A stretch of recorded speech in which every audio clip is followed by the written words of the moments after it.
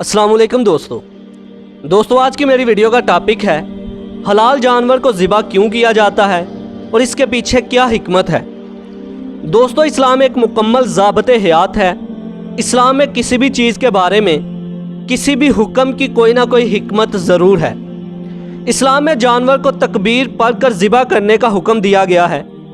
इसके अलावा किसी और तरीके से काटे गए जानवर को हराम करार दिया गया है।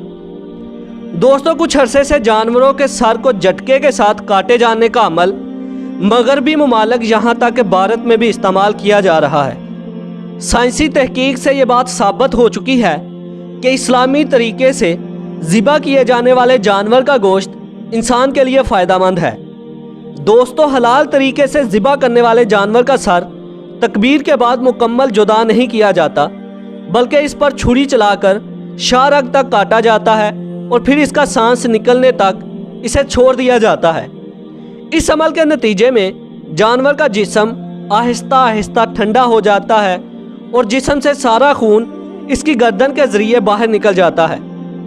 दूसरे तरीके से यानी जानवर को जब गैर इस्लामी तरीके से झटके के साथ काटा जाता है तो इसका दिल फ़ौरन धड़कना बंद कर देता है और यूँ जिस्म से खून का इखराज मुकम्मल नहीं हो पाता।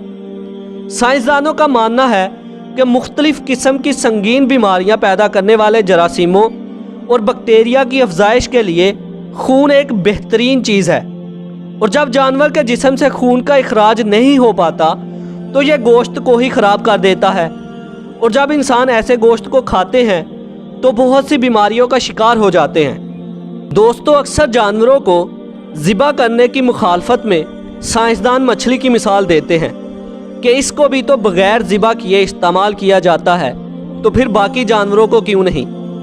दोस्तों अल्लाह ताला ने दुनिया में मौजूद हर चीज़ बेहतरीन अंदाज में बनाई है। ऐसा ही मामला मछली के साथ भी है, जो जैसे ही पानी से बाहर आती है तो इसके जिस्म में मौजूद सारा खून फ़ौरन अपना रास्ता बदल लेता है और मछली के मुंह में वाक़या एपिग्लॉटिस में जमा होना शुरू हो जाता है। मछली का पानी से निकलने के कुछ देर बाद ही इसके जिस्म में मौजूद खून का एक एक कतरा एपिग्लॉटिस में जमा हो जाता है और नतीजे में इसका गोश्त खालिस और हलाल हो जाता है, और यही वजह है कि मछली को ज़िबा करने की ज़रूरत नहीं पड़ती। तो दोस्तों इसके साथ ही आज की वीडियो का इख्तिताम होता है। मिलते हैं एक नई वीडियो के साथ, तब तक के लिए अपना और अपने अजीज़ व अकारब का ख्याल रखिएगा। अल्लाह हाफिज़।